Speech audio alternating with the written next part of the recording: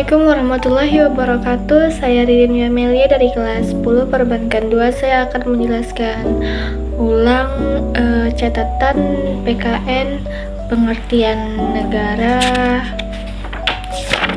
fungsi negara, unsur-unsur terbentuknya negara, dan tujuan negara, patriotisme, nasionalisme dan kedaulatan, serta NKRI. Pengertian negara. Negara adalah organisasi kekuasaan yang berdaulat dengan tata pemerintahan yang melaksanakan tata tertib di atas orang-orang di daerah tertentu. Unsur-unsur terbentuknya antara lain adalah wilayah, penduduk, pemerintahan, dan kedaulatan. Pertama, wilayah merupakan unsur yang sangat penting dalam terbentuknya suatu negara. Bentuk-bentuk pemerintahan negara ada aristokrasi, merupakan suatu bentuk pemerintahan yang dipegang oleh sekelompok cendekiawan atau bangsawan demi kepentingan umum. Contohnya yaitu gelar bangsawan Inggris adalah contoh aristokrasi. Demokrasi adalah bentuk sistem pemerintahan di mana kondisi ideal tertinggi dan prinsip yang digunakan sebagai penyihir pemerintahan negara adalah rasa cinta akan kehormatan, kemuliaan, dan penghargaan. Oligarki hampir sama dengan bentuk pemerintahan aristokrasi. Oligarki ini kekuasaannya dipegang oleh beberapa saja, biasanya orang-orang pemegang kekuasaan ini bisa pemerintah karena hubungan keluarga, kekayaan, ataupun kekuasaan dalam militer. Demokrasi adalah pemerintahan rakyat atau bentuk atau sistem pemerintahan yang seluruh rakyatnya turut serta memerintah dengan perantara wakilnya. Contohnya pemilihan umum, warga negara memiliki hak untuk memilih pemimpin politik serta presiden, gubernur, wali kota, dan anggota parlemen berdasarkan pilihan mereka dalam pemilihan umum. Tiran adalah penguasa absolut yang tidak dibatasi oleh hukum atau orang yang telah merebut kedaulatan penguasa yang sah. Contohnya negara yang pernah menjalankan bentuk tirani adalah Adolf Hitler di Jerman dan Joseph Stalin di Uni Soviet. Fungsi dan tujuan negara ada fungsi legislatif. Tujuan utama legislatif adalah untuk menjalankan fungsi legislatif, yaitu yang meliputi pembentukan undang-undang dasar dan pengawasan terhadap pelaksanaan undang-undang. 2. Eksekutif, fungsinya adalah memori kerja, fleksibilitas, kognitif, dan juga disebut pemikiran fleksibel. Kontrol penghormatan termasuk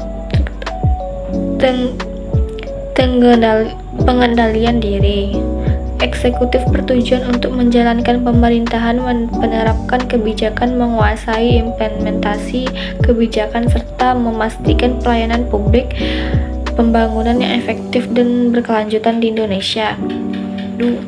Yudikatif, fungsinya untuk menegakkan hukum dan memberikan keadilan dan memutuskan penyelisihan hukum. Tujuan yudikatif adalah untuk memberikan keadilan, menegakkan hukum, dan menjaga supremasi hukum dalam masyarakat. Tujuan negara, tujuan menurut bangsa Indonesia, tujuan menurut Nicholo, tujuan menurut John Locke. Pengertian NKRI. NKRI negara yang berbentuk republik. Undang-Undang 1945 Pasal 1.1.21. Tujuan NKRI untuk membentuk suatu pemerintahan negara. Fungsi NKRI fungsi reguler, berfungsi agent of development.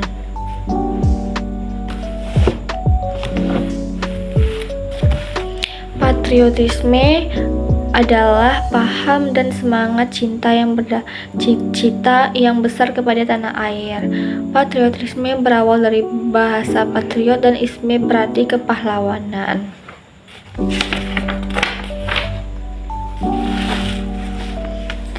Ciri-ciri patriotisme: cinta tanah air, memiliki rasa cinta yang mendalam dan kebangsaan terhadap negaranya, rela berkorban, siap berkorban apapun demi kejayaan dan kemakmuran tanah air.